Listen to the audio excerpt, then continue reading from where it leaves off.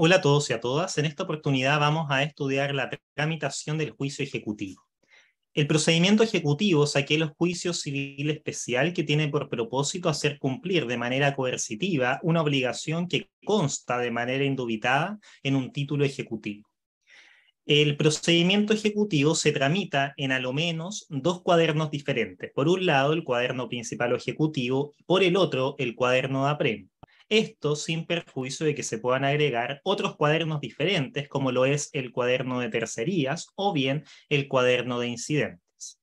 Comencemos pues con la tramitación del cuaderno principal o ejecutivo. El procedimiento ejecutivo puede iniciar a través de dos maneras diferentes. Por un lado, a través de una gestión preparatoria de la vía ejecutiva o bien por una demanda ejecutiva. Las gestiones preparatorias de la vía ejecutiva las podemos entender como todos aquellos trámites judiciales contenciosos orientados a crear un nuevo título ejecutivo, ya sea constituyendo uno diferente, uno nuevo, o bien, por el contrario, podrían también estas gestiones preparatorias complementar un título ejecutivo existente pero imperfecto. En ese sentido, como pueden darse cuenta, las gestiones preparatorias de la vía ejecutiva pueden admitir dos grandes finalidades. Por un lado, podrían constituir al título ejecutivo o bien, por otro lado, podrían complementar un título ejecutivo existente pero imperfecto. Son gestiones preparatorias de la vía ejecutiva aquellas que pueden observar en la pantalla. En primer lugar, la confesión de deuda. En segundo lugar, el reconocimiento de firma puesto en instrumento privado. En tercer lugar, la notificación judicial del protesto. En cuarto lugar, la avaluación tratándose de obligaciones ilíquidas. En quinto lugar, la notificación del título ejecutivo a los herederos. También pudiésemos agregar al exequatur como este importante procedimiento de reconocimiento del mérito ejecutivo, una sentencia dictada en el extranjero, y también, por supuesto, la confrontación de títulos y cupones, aunque este último en la práctica es bastante marginal. Bien, la otra manera de iniciar el procedimiento ejecutivo es derechamente a través de una demanda ejecutiva. En caso de que el título ejecutivo sea perfecto o bien la gestión preparatoria de la vía ejecutiva haya tenido éxito, el ejecutante debe entablar la demanda ejecutiva, que es aquel acto jurídico procesal introductivo de la instancia por medio del cual el ejecutante somete su pretensión de ejecución al tribunal en búsqueda del cumplimiento forzado de la obligación que en él consta. Los requisitos que ha de satisfacer la demanda ejecutiva son los siguientes. En primer lugar, debe cumplir con los requisitos comunes a todo escrito. En segundo lugar, debe cumplir también con los requisitos de comparecencia en juicio si es que se trata de la primera gestión en él. Es decir, se debe constituir patrocinio y poder. En tercer lugar, se debe cumplir con los requisitos especiales de toda demanda del artículo 254 del Código de Procedimiento Civil. Y por último, y no menos relevante, se debe acompañar el título ejecutivo. Se debe acompañar el título ejecutivo. Bien, una vez que se deduce o se interpone la demanda ejecutiva, el tribunal debe asumir una determinada actitud. En ese contexto, entonces, repito, el tribunal, habiendo recibido la demanda ejecutiva, debe realizarle un examen formal a esta demanda y en ese contexto puede asumir una de las siguientes actitudes. En primer lugar, podría declarar admisible la demanda podría declarar inadmisible la demanda por no haber cumplido esta con los requisitos formales o de procedencia del juicio ejecutivo. Por ejemplo, la obligación no era actualmente exigible, la obligación no era líquida, ni tampoco liquidable, o bien la acción ejecutiva estaba prescrita, etc. La segunda opción, la segunda actitud del tribunal es declarar inadmisible la demanda por no haberse acompañado el título. No obstante, el tribunal tiene la posibilidad de solicitar al ejecutante, en este caso, o al acreedor, que acompañe el título para que de esa manera se le declare admisible, en cuyo caso va a dictar una resolución que señale acompáñese el título. Y por último, la tercera actitud que podría asumir el tribunal es declarar admisible la demanda ejecutiva por haber ésta cumplido con todos los requisitos que ya hemos señalado, es decir, cuando haya cumplido con los requisitos comunes a todo escrito, con los requisitos de comparecencia en juicio, con los requisitos del artículo 254 y además cuando haya acompañado el título ejecutivo. En ese caso, y solamente en esa circunstancia, el tribunal va a dictar una resolución que señala algo así como despáchese mandamiento de ejecución y embargo. Entonces, en caso de que la demanda sea admisible, el tribunal va a dictar la resolución despáchese mandamiento de ejecución y embargo, cuya naturaleza jurídica es de una sentencia interlocutoria de segundo grado, dado que sirve de base para la posterior resolución o para una posterior sentencia, bien sea definitiva o interlocutoria. En este caso, otra sentencia interlocutoria, ¿cuál es? El mandamiento propiamente tal, el mandamiento de ejecución y embargo. Bien, a través de esta resolución, a través del despáchese mandamiento de ejecución y embargo, el tribunal se da una orden a sí mismo de dictar posteriormente el mandamiento de ejecución y embargo, que es aquella resolución que da origen al cuaderno de apremio en el juicio ejecutivo. Y aquí, recién con el mandamiento de ejecución y embargo, vamos a darnos cuenta que el procedimiento ejecutivo se va a comenzar a tramitar de forma paralela a través de dos cuadernos diferentes. Por un lado, el cuaderno principal o ejecutivo, que es aquel que pueden ver en la parte superior de la pantalla, y por otro lado, el cuaderno de apremio, que es aquel que pueden observar en la parte inferior de la pantalla. Están colocados de manera paralela, dado que es así como en la práctica se tramita. Bien, entonces, con el despacho, ese mandamiento de ejecución embargo, el tribunal se da una autoorden en dirección a tener que dictar posteriormente el mandamiento de ejecución embargo. El mandamiento de ejecución embargo, de forma muy global, digamos, es aquella resolución que contiene la orden escrita de requerir de pago al deudor y de embargarle bienes suficientes en el caso de que no paguen el acto del requerimiento. Tras el mandamiento de ejecución embargo, el receptor judicial, este relevante ministro de Fe y auxiliar de la Administración de Justicia, va a tener que dirigirse en contra del ejecutado y hacer dos grandes diligencias. Por un lado, notificarle la demanda ejecutiva, que es un trámite que se verifica propiamente en el cuaderno principal o cuaderno ejecutivo, y por otro lado, también tiene que realizarle el requerimiento de pago, es decir, debe exigirle el pago de la deuda al ejecutado, pues en caso contrario va a proceder a embargarle bienes suficientes para poder satisfacer la deuda que consta indubitablemente en el título ejecutivo. Esto último, en todo caso, comienza a ventilarse, como ya pueden verlo en la pantalla, no en el cuaderno principal, sino que en el cuaderno de apremio. Por lo tanto, lo vamos a dejar suspendido por un momento para continuar con la tramitación en el cuaderno principal y luego dedicarnos exclusivamente al estudio de la tramitación del cuaderno de apremio.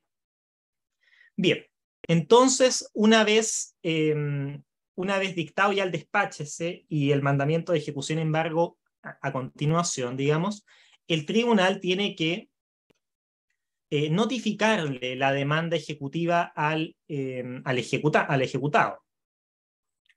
Esta notificación de la demanda ejecutiva, como ya dijimos, la realiza el receptor judicial siguiendo las reglas generales, es decir, si se trata de la primera gestión en juicio, debe realizarla personalmente, es decir, conforme a la regla del artículo 40 del Código de Procedimiento Civil, y en caso de que el deudor no sea habido, se siguen las reglas generales, es decir, se tendrá que notificar conforme a la regla del artículo 44, esto es, la notificación personal en subsidio.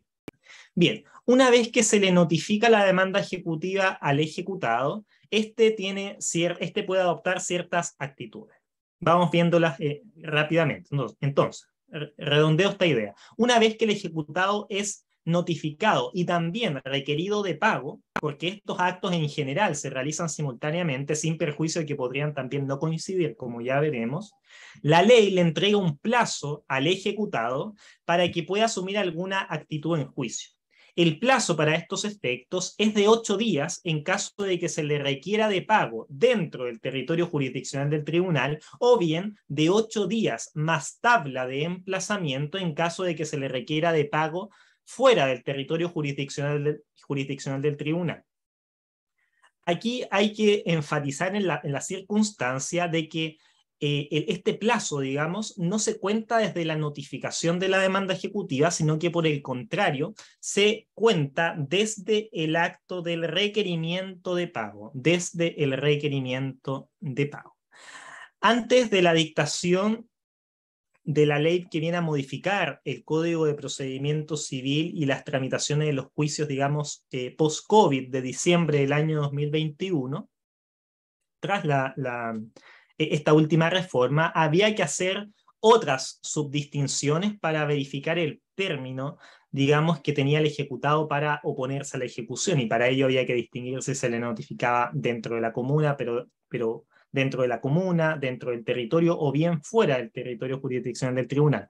Ahora, con esta nueva reforma se elimina esa disquisición y únicamente el criterio que hay que atender es aquel si se le requiere de pago dentro del territorio jurisdiccional del tribunal o bien si se le requiere de pago fuera del tribunal, del territorio jurisdiccional del tribunal. Bien, entonces dentro de este plazo, que bien puede ser de 8 días o bien 8 días más tabla de emplazamiento, el ejecutado puede adoptar una de las siguientes dos actitudes. En primer lugar, podría no oponerse a la ejecución, es decir, no oponer excepciones, y esta opción significa una abdicación absoluta del ejecutado, dado que significa que no se va a defender en juicio, y en este caso, en caso de que no oponga excepciones, el mandamiento de ejecución y embargo, esta resolución de la cual ya dimos cuenta brevemente, va a ser las veces de sentencia definitiva, por lo que el cuaderno principal va a terminar en este momento.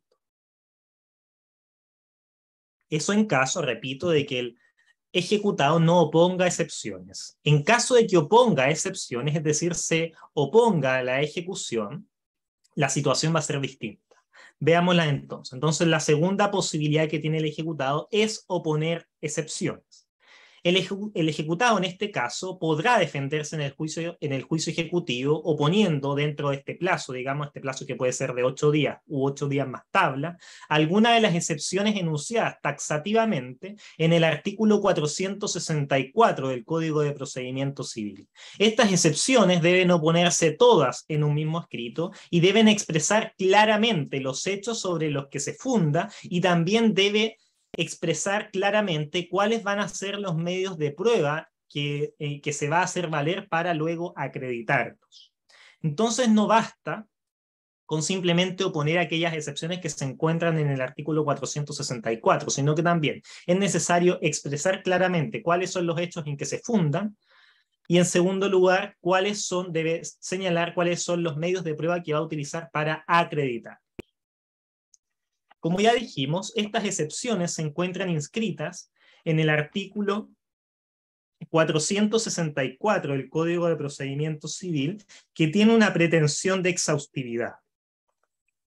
Es decir, únicamente se pueden establecer aquellas excepciones que expresamente el legislador señala y no otras diferentes a ellas. Esta es una diferencia flagrante, como pueden darse cuenta, del juicio ordinario, en donde, por ejemplo, las excepciones dilatorias son taxativas pero genéricas, de acuerdo al número 6 del artículo 303 del Código de Procedimiento Civil. Veamos cuáles son estas excepciones en términos generales. En primer lugar, la incompetencia del tribunal, bien sea absoluta o relativa, la incompetencia absoluta o relativa del tribunal. En segundo lugar, la falta de capacidad del demandante, su personería o representación. En tercer lugar, la litispendencia, el juicio pendiente. En cuarto lugar, la ineptitud del libelo, es decir, aquella circunstancia en la cual la demanda ejecutiva se hace ininteligible para el ejecutado de modo que no puede defenderse. En quinto lugar, el beneficio de excusión o la caducidad de la fianza. En sexto lugar, la falsedad del título. En séptimo lugar, la falta de alguno de los requisitos o condiciones establecidos por las leyes para que dicho título tenga fuerza ejecutiva, sea con relación al demandado, o sea, la falta de los requisitos del título ejecutivo, básicamente. En octavo lugar, el exceso de avalúo en los casos del inciso segundo y tercero del artículo 438. En noveno lugar, el pago de la deuda, y aquí comenzamos ya con los modos de extinguir las obligaciones. En décimo lugar, la remisión de la misma. En decimoprimer lugar, la concesión de esperas o la prórroga del plazo, o sea, estamos frente a un plazo pendiente, y por lo tanto la obligación no es actualmente exigible. En decimosegundo lugar, la novación. que la sustitución de una obligación por otra, de modo que la primera queda, por tanto, extinta. En 13º lugar, la compensación. La compensación. En 14º lugar, la nulidad de la obligación. En 15º lugar, la pérdida de la cosa debida de conformidad a lo dispuesto en el título 19 del libro cuarto del Código Civil. En 16º lugar, la transacción. En 17º lugar, la prescripción de la deuda o solo de la acción ejecutiva. Y en 18º lugar, la cosa juzgada.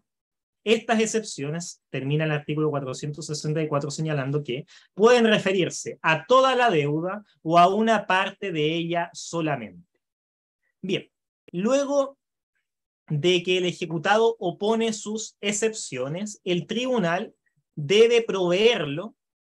Una vez que, repito, el ejecutado pone sus excepciones, el tribunal debe proveerlo, otorgando, fíjense, traslado de 4 días al ejecutante para que pueda contestar este escrito de excepciones. Y es lo que pueden ver aquí en la pantalla. Entonces, una vez que se opone el escrito de excepciones, una vez que se opone a la ejecución, el tribunal debe dictar el traslado de 4 días para que el ejecutante ahora pueda responder a esa oposición. Una vez transcurrió los 4 días, viene el examen formal del escrito de excepción. Entonces, vencido el plazo de 4 días, haya o no respondido a este escrito de oposición el ejecutante, el tribunal debe realizar un examen meramente formal del escrito de oposición, en donde el ejecutado opuso cada una de sus excepciones. Acá, en esta circunstancia, una vez que realiza, digamos, este examen de admisibilidad, el escrito de oposición, el tribunal debe asumir una de las siguientes 2 posturas. En primer lugar, podría declarar inadmisible el escrito de oposición, o bien podría, como pueden verlo en su pantalla, podría declarar admisible el escrito de oposición. Veamos cada una de estas hipótesis.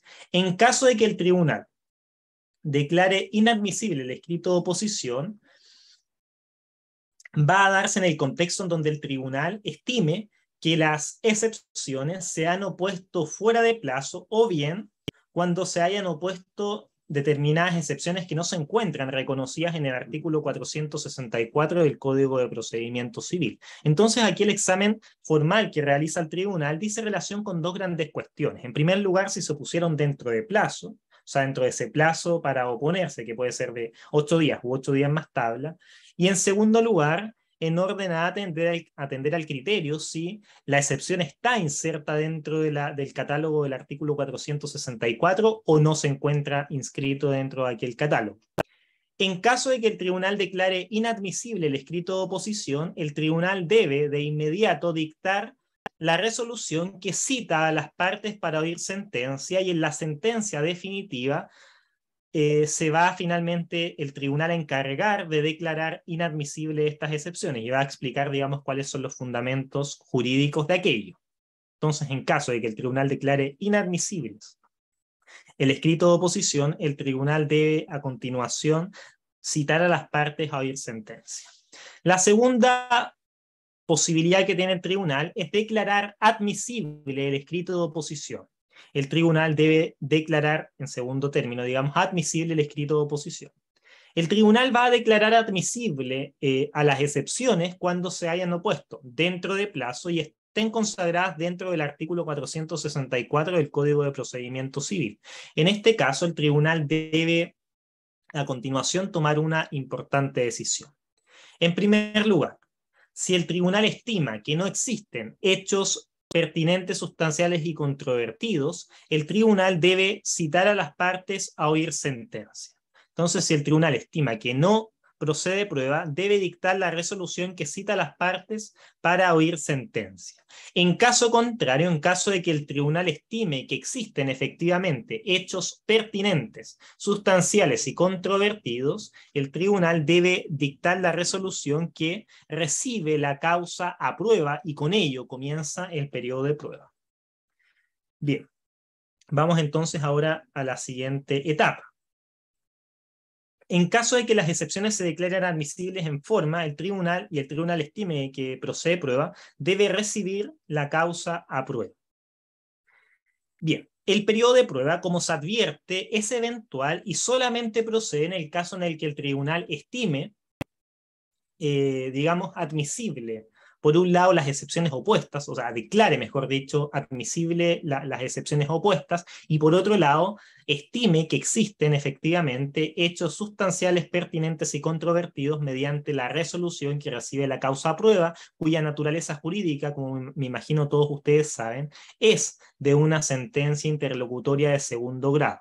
Esta resolución, siguiendo las reglas generales, debe notificarse por cédula. Esta resolución, la resolución que recibe la causa a prueba, al no tener, digamos, un pormenor en el libro tercero, a propósito de la regulación del juicio ejecutivo, se ha de seguir las reglas generales y por lo tanto se ha de notificar por cédula, es decir, conforme a la regla del artículo 48 del Código de Procedimiento Civil. Y una vez que se notifica la última parte, o bien cuando se notifique la última resolución que falla el recurso de reposición con apelación en subsidio, va a comenzar a correr el término probatorio ordinario, que es de 10 días.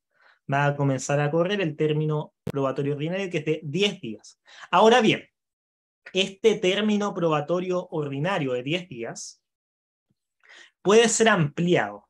En primer lugar, a solicitud del ejecutante, hasta por 10 días adicionales. Entonces, por solicitud del ejecutante se puede ampliar este término probatorio por 10 días más, o bien también se puede ampliar por voluntad de ambas partes, por voluntad de ambos litigantes, ejecutante y ejecutado, de acuerdo al plazo que ellos estimen o que ellos determinen. Pero jamás tiene, digamos, la titularidad para poder solicitar esta ampliación el ejecutado por sí solo, sino que solamente de común acuerdo o bien por voluntad propia del ejecutante. Pero el ejecutado no tiene esa legitimidad singular. Bien, luego vienen las observaciones a la prueba. El juicio ejecutivo contempla un plazo de 6 días contados desde el vencimiento del término probatorio para que las partes puedan realizar las observaciones a la prueba, es decir, puedan realizar todos aquellos comentarios que la rendición de prueba le sugiera. Bien, una vez finalizado, digamos, este periodo de prueba, viene el periodo de sentencia derechamente. Una vez entonces vencido el plazo para presentar las observaciones a la prueba, habiéndose hecho o no estas observaciones por las partes, el tribunal tiene que necesariamente dictar la resolución que cita a las partes para oír sentencia. En general, esto debiese ser, al menos en términos teóricos, de oficio por el tribunal. En la práctica, sin embargo, muchas veces los litigantes tienen que solicitar al tribunal que, habiéndose ya vencido el término de observaciones a la prueba, el tribunal, digamos, cita a las partes para oír sentencia. Bien, desde ese momento, desde el momento en que se cita a las partes para oír sentencia, surge un plazo de 10 días para que el tribunal dicte finalmente la sentencia definitiva en el juicio ejecutivo. Una vez, repito, que transcurre ese plazo de 10 días, el tribunal debe dictar la sentencia definitiva en el juicio ejecutivo. La sentencia definitiva en el juicio ejecutivo puede revestir dos maneras diferentes, dos formas distintas. En primer lugar, la sentencia absolutoria. La sentencia definitiva puede ser absolutoria, o bien la sentencia definitiva puede ser condenatoria. La sentencia definitiva va a ser absolutoria cuando el tribunal acoja una o varias de las excepciones opuestas por el ejecutado, enervando, por tanto, la pretensión ejecutiva del ejecutante. Entonces, esta sentencia absolutoria se va a presentar cuando el tribunal acoja en su mérito una o todas las excepciones, digamos, algunas o todas las excepciones opuestas por el ejecutado, enervando por lo tanto la pretensión ejecutiva deducida en su contra, y se va a ordenar también que se alce el embargo. Naturalmente, el embargo no tiene que ver con el cuaderno principal, sino que más bien con el cuaderno de apremio que se está tramitando paralelamente, pero que hasta el momento se encuentra suspendido, como ya vamos a tener oportunidad cuando revisemos la tramitación del cuaderno de apremio. Pero en caso de que se dicte sentencia absolutoria, se va a ordenar que se alce el embargo respecto de los bienes, digamos, del ejecutado. En este supuesto, en el caso de una sentencia absolutoria, cabe subrayar que si se rechaza la demanda ejecutiva por haberse acogido a alguna excepción propiamente dilatoria, es decir, aquellas excepciones que solamente atacan la forma del procedimiento, más no su contenido, se va a producir por el solo ministerio de la ley, se va a producir ipso iure la renovación de la acción ejecutiva. La renovación de la acción ejecutiva. Según señala el artículo 477 del Código de Procedimiento Civil, las excepciones que darían lugar a en caso de acogerse, digamos, a la renovación de la acción ejecutiva son las siguientes. En primer lugar, la incompetencia del tribunal. En segundo lugar, la incapacidad. En tercer lugar, la ineptitud del libelo. Y en cuarto lugar, la falta de oportunidad en la ejecución, la falta de oportunidad en la ejecución. Este último concepto se ha interpretado ampliamente por la doctrina como la concurrencia de cualquier defecto formal dentro del procedimiento ejecutivo. Entonces, en estos casos, digamos, no se va a generar, en estos casos, cuando el juicio ejecutivo termine por haberse acogido una o algunas de las excepciones enunciadas en el artículo 477, que son puramente dilatorias, se va a generar una cosa juzgada formal, por lo tanto susceptible de revisarse y modificarse en un juicio ejecutivo posterior. Bien, luego tenemos a la sentencia condenatoria. Esta se va a presentar cuando el tribunal rechace las excepciones opuestas por el ejecutado. En este caso se va a acoger la demanda ejecutiva, ordenándose continuar con la ejecución hasta el entero pago de la deuda, entendida esta en un sentido amplio, es decir, la deuda en tanto su capital, intereses y costas. La sentencia condenatoria, a su turno, puede ser de dos tipos. En primer lugar, tenemos a la sentencia condenatoria de pago y por otro lado la sentencia condenatoria de remate. Esto depende básicamente de las cosas sobre las cuales recayó o se trabó el embargo. La sentencia condenatoria de pago se presenta cuando el embargo ha recaído en la especie o cuerpo cierto debido o bien en una suma de dinero. En este caso, como pueden advertir, no resulta necesario liquidar los bienes embargados para poder pagar la deuda al ejecutante.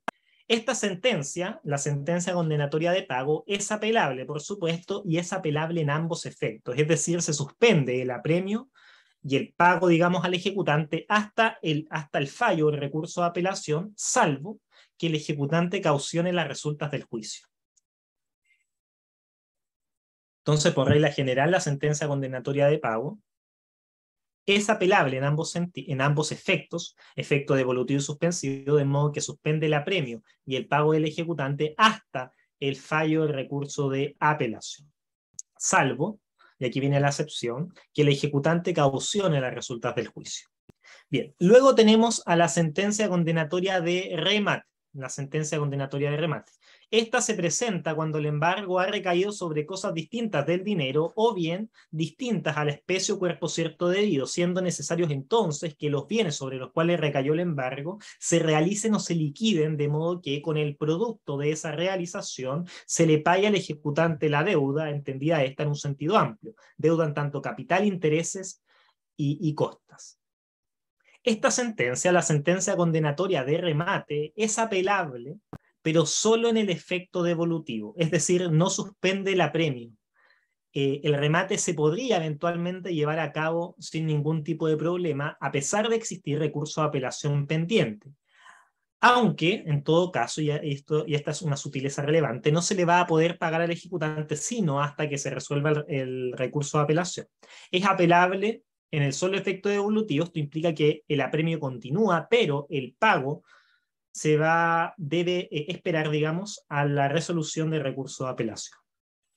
Porque si se fijan, al momento en que se liquidan los bienes, esta sentencia condenatoria de remate se transforma en una sentencia condenatoria de pago y por lo tanto la apelación en relación con ella se concede en ambos efectos.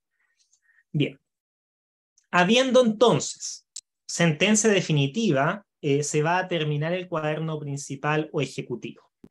En caso de que la sentencia haya sido absolutoria, se va a ordenar que se alce el embargo, mientras que si la sentencia fue condenatoria, se va a reanudar el cuaderno de apremio que había quedado suspendido en la etapa, que se había quedado suspendido en la etapa de embargo. Veamos a continuación entonces la tramitación del cuaderno de apremio en el juicio ejecutivo. Bien, el cuaderno de apremio, como ya lo habíamos señalado en el comienzo, inicia con la resolución que es el mandamiento de ejecución y embargo. El mandamiento de ejecución y embargo es la primera resolución que se dicta en el cuaderno de apremio. Su naturaleza jurídica es de una sentencia interlocutoria de segundo grado. Esta resolución contiene básicamente dos grandes cuestiones. En primer lugar, la orden escrita de requerir de pago al deudor y en segundo lugar, la orden de embargarle bienes suficientes en caso de que no pague el deudor en el acto del requerimiento. También es posible identificar que dentro del mandamiento de ejecución y embargo se contengan algunos elementos accidentales, es decir, algunos elementos que no son de su esencia, pero que de igual manera pueden estar si es que se verifican, digamos, ciertos supuestos. Por ejemplo, se podría designar un depositario provisional.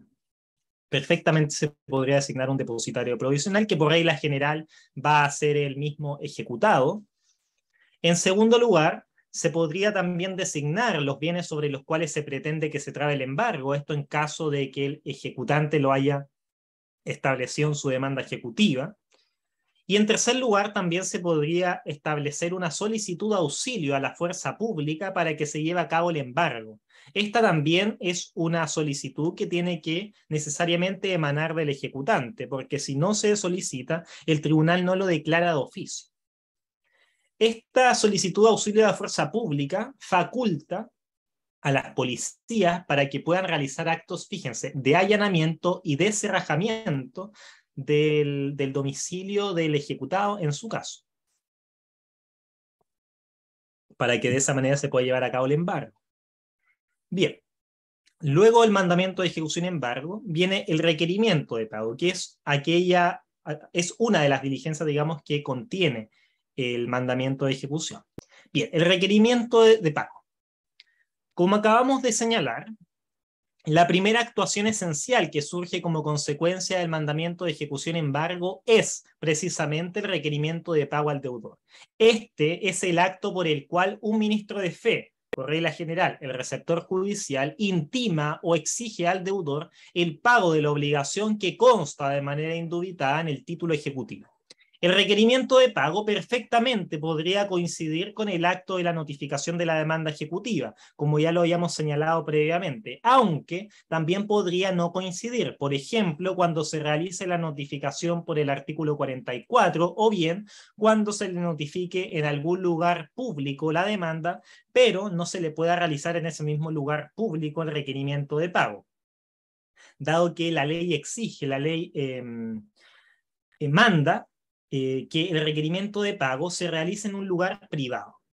En esos casos, en casos en donde no se pueda finalmente requerir de pago al deudor, el receptor va a tener que dejarle una cédula de espera citando al ejecutado en día y hora y lugar determinado, por regla general en el mismo despacho u oficina del receptor, para que se le realice el requerimiento de pago bajo el apercibimiento de que si no comparece a esa en el día y hora fijado, digamos, se le va a tener por requerido de pago. Bien, el ejecutado, frente al requerimiento de pago, tiene dos opciones. En primer lugar, pagar y en segundo lugar, no pagar. En caso que el ejecutado pague,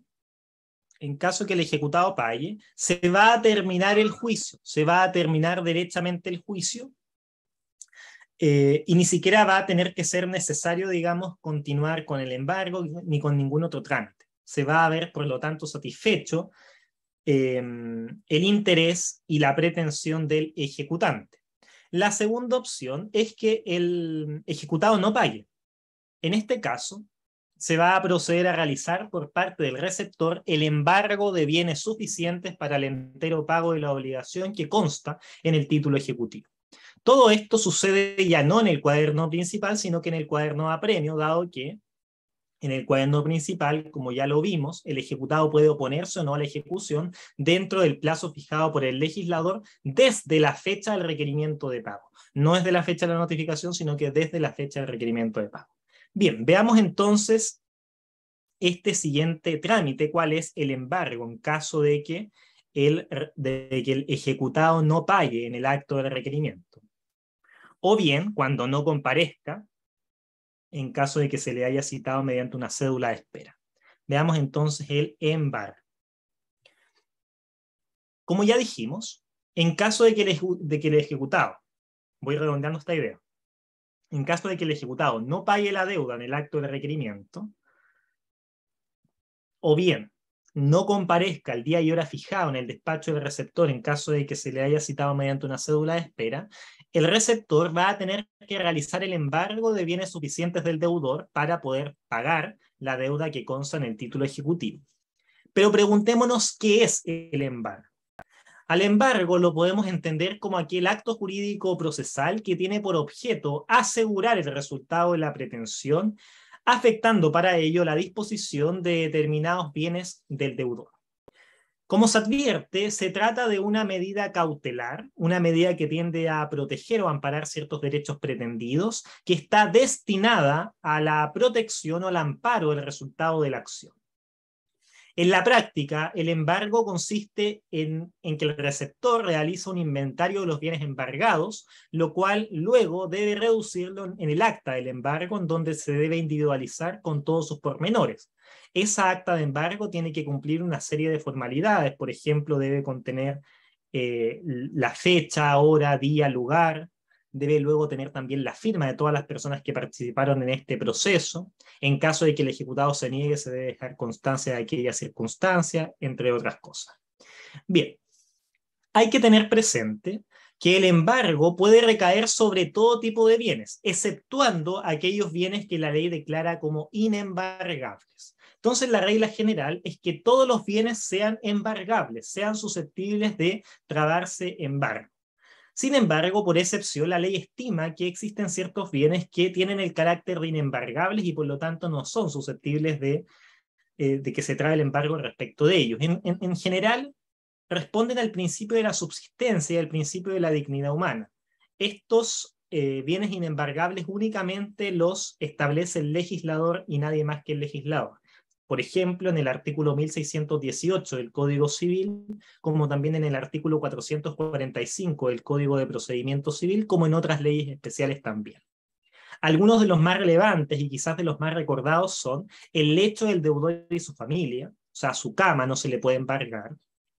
También los libros profesionales del ejecutado, por ejemplo, si el ejecutado es un abogado, no se le podría embargar sus códigos, sus textos de doctrina, etc. O si el ejecutado es un pianista, no se le podrían embargar los libros en donde constan sus piezas musicales, sus solfeos, etc. En tercer lugar, también sería un bien inembargable las remuneraciones de los empleados y obreros, las remuneraciones de los empleados y obreros. Los útiles caseros, también señala el legislador. Los útiles caseros.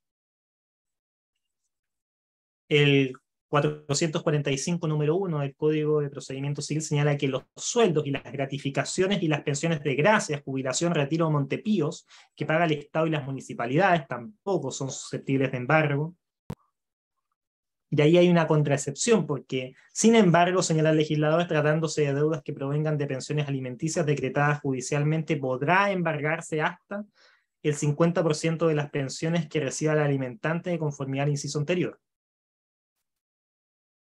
Las pensiones alimenticias forzosas tampoco son embargables, entre muchos otros bienes que establece el legislador. Ahí entonces les sugiero leer con detalle el 1618 del Código Civil y el artículo 445 del Código de Procedimiento Civil. Bien, veamos a continuación cuáles son los efectos del embargo, cuáles son las consecuencias jurídicas del embargo. En primer lugar, el deudor va a perder la libre administración de los bienes embargados. El deudor va a perder la libre administración de los bienes embargados. Y en segundo lugar, se va a limitar de manera absoluta la enajenación de los bienes embargados. Se va a limitar, se va a restringir la enajenación de bienes embargados conforme lo dispone el artículo 1464, número 3 del Código Civil, porque habría objeto ilícito en caso contrario. Por último, cabe señalar, en términos meramente procedimentales, que el embargo es un trámite propiamente del cuaderno de apremio que se ve influenciado naturalmente por el devenir que paralelamente se está llevando a cabo en el cuaderno principal. Y en particular por el hecho de que si el ejecutado opuso o no excepciones. Entonces, a partir de esa circunstancia, que no sucede en el cuaderno de apremio, sino que sucede en el cuaderno principal, en orden a si el ejecutado opuso o no excepciones, va a tener ciertos efectos en relación con el cuaderno de apremio. En ese sentido, si el ejecutado no opuso excepciones en el cuaderno principal, tras el embargo, el cuaderno de apremio va a continuar sin ningún tipo de problemas. Vamos a llegar al retiro de bienes en caso eventual y luego se va a tener que entrar a liquidar los bienes en caso de que no se haya embargado el cuerpo cierto debido o dineros, entre otras consecuencias que ya vamos a tener oportunidad de revisar. En caso contrario, o sea, si el ejecutado opuso efectivamente excepciones dentro de plazo en el cuaderno principal, el cuaderno de apremio se va a suspender el cuaderno de apremio, en caso de que se hayan opuesto excepciones en el cuaderno principal. Precisamente se va a suspender en el embargo, es decir, una vez llevado a cabo el embargo, ya no se podrá seguir avanzando en el cuaderno de apremio, sino hasta que se dicte eventualmente una sentencia condenatoria en el cuaderno principal. Porque si se llegase a dictar una sentencia absolutoria, se va a ordenar alzar el embargo. Pero como pueden darse cuenta, el embargo es una medida cautelar, una medida precautoria, una medida que busca asegurar ciertos derechos pretendidos en el juicio, en este caso asegurar el interés del ejecutante en orden a que existan bienes para luego satisfacer su crédito o acreencias. Bien, luego viene otro trámite, que es el retiro de bienes, pero se trata de un trámite eventual y solamente va a tener lugar en aquellas hipótesis en donde se haya designado un depositario provisional o bien un depositario definitivo diferente a la persona del ejecutado. Luego, por último, vienen ya los efectos de la sentencia definitiva en el cuaderno principal. Entonces, para finalizar, para ver cómo termina el cuaderno de apremio, hay que esperar a la sentencia definitiva en el juicio ejecutivo, dictada, como ustedes bien saben, en el cuaderno principal, en el cuaderno ejecutivo. Aquí está la sentencia definitiva. Como ya lo revisamos previamente, pueden surgir dos opciones. En primer lugar, que la sentencia definitiva sea absolutoria, cuya consecuencia en el cuaderno de apremio es que se alce el embargo, se va a alzar el embargo, y por lo demás se va a condenar en costas al ejecutante, muy probablemente. Y la otra opción es que la sentencia definitiva sea condenatoria, y en este caso vamos a tener que nuevamente distinguir si se trata de una sentencia condenatoria de pago o bien si se trata de una sentencia condenatoria de remate. En caso de que se trate de una sentencia condenatoria de pago, se deben tomar esos bienes embargados, que puede ser la especie o cuerpo cierto, o bien dineros, y se le debe directamente pagar al ejecutante. Acá no es necesario que se liquiden los bienes propiamente tal, dado que es el cuerpo cierto debido, o bien es dinero, y el dinero no es necesario liquidarlo más aún. Y en segundo lugar, la segunda opción es que se trate de una sentencia condenatoria de remate. En este caso se debe proceder a la liquidación. De los bienes embargados a través de la reducción de esos bienes en dinero. Ahora, para determinar la forma de su realización, para determinar la forma en que se realizan estos bienes, hay que distinguir. Si se trata de la realización de bienes cuya naturaleza es corruptible o de muy costosa conservación, si se debe liquidar bienes cuya naturaleza es corruptible o de muy dispendiosa conservación, se debe realizar por el mismo depositario de la cosa con previa autorización del tribunal y sin previa tasación. En ese caso se vende por el mismo depositario y punto. Luego el producto de esa venta se debe consignar en la cuenta corriente del tribunal. La segunda opción es que se deban realizar o se deban vender los bienes que sean efectos de comercio, como las acciones, ¿no? En ese caso, las acciones se van a vender, se van a realizar, se van a liquidar a través de un corredor de bolsa, que es un martillero especial, digamos, dedicado exclusivamente a la venta de acciones. La tercera opción es que se tenga que realizar o se deban vender bienes muebles, distintos a los anteriores, ¿no? En este caso, los bienes muebles se van a realizar por regla general a través de un martillero público. Se deben vender al martillo. Y por último, los demás bienes, y en particular los bienes inmuebles, se deben realizar, se deben vender, se deben liquidar, se deben reducir a dinero a través de una pública subasta o también llamado remate público. Se deben reducir a dinero a través de un remate público o pública subasta. Este remate público o pública subasta se compone de varias etapas que son aquellas que pueden observar en esta sección de la pantalla. En primer lugar, voy a reseñarlas muy grosso modo. En primer lugar tenemos la tasación. La tasación en general se realiza acompañando el certificado del avalúo con citación y por lo tanto se le va a permitir al ejecutado oponerse dentro de tercero día, en cuyo caso se va a tener que luego designar un perito evaluador que establezca, digamos, el verdadero avalúo de este inmueble.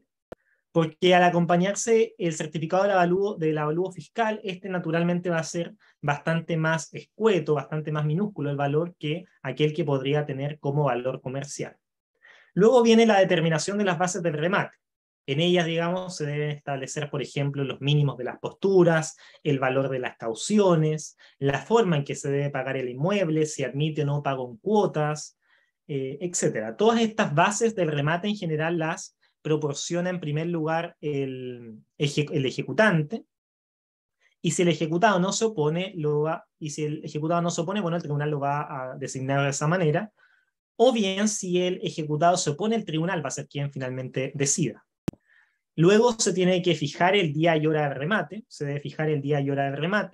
A continuación se deben publicar los avisos en donde consten los datos necesarios para que la gente, digamos, para que los ciudadanos tomen conocimiento de esta venta forzada, ¿no? Luego viene un trámite particularmente relevante que dice relación con la citación de los acreedores hipotecarios. Esto es para llevar a cabo la purga de las hipotecas, que es un modo de extinguir la hipoteca, digamos. Y esto resulta necesario porque en caso de que se purguen las hipotecas, el bien inmueble, digamos, va a tener más opciones para que sea vendido y en un mejor precio. Se van a elevar entonces las probabilidades de que se venda a un mejor precio. Luego viene otro trámite que es la obtención de autorizaciones para enajenar el inmueble en caso de que esto sea necesario. Particularmente la autorización de otros tribunales en donde el inmueble también esté siendo embargado. Luego viene ya propiamente el remate, la subasta pública propiamente tal, en donde el juez va a tomar la representación legal del ejecutado, y eso es sumamente relevante,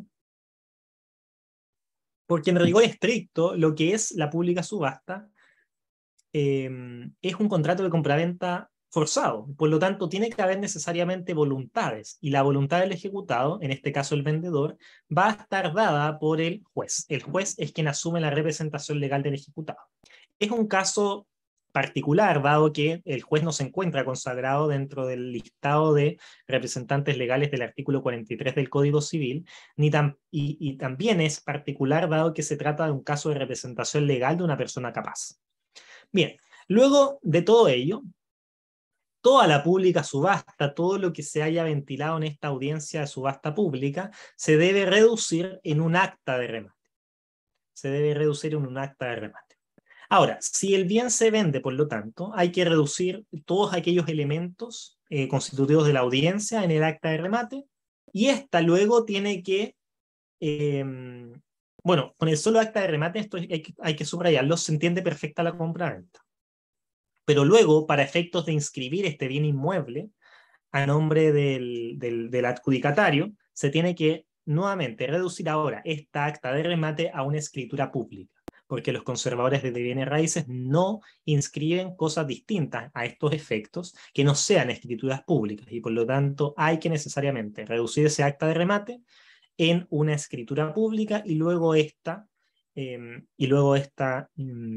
inscribirla en el registro de propiedad del conservador de bienes raíces respectivo.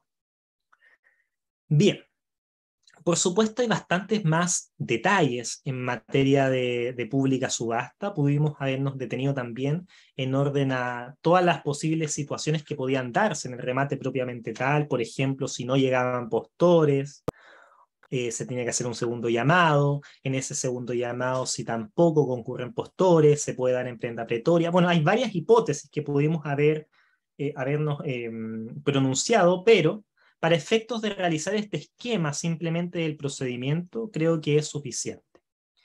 Bien, con esto entonces damos por finalizado este video en donde hemos estudiado de forma paralela la estructura del juicio del procedimiento ejecutivo, comenzando, como pueden darse cuenta, con el cuaderno principal, señalando que puede iniciar por gestión preparatoria o por demanda ejecutiva. Luego el despáchese, con el despáchese se debe realizar el mandamiento de ejecución en embargo que da origen al cuaderno de apremio, y paralelamente se debe realizar la notificación de la demanda ejecutiva, lo cual da una serie de trámites en el cuaderno principal, y el mandamiento de ejecución en embargo principia el cuaderno de apremio, el cuaderno en donde finalmente se va a ejercer las vías compulsivas para conseguir el cumplimiento de la obligación. Bien, espero entonces les haya servido esta explicación, les haya quedado claro el contenido y nos vemos en una próxima oportunidad. Hasta pronto.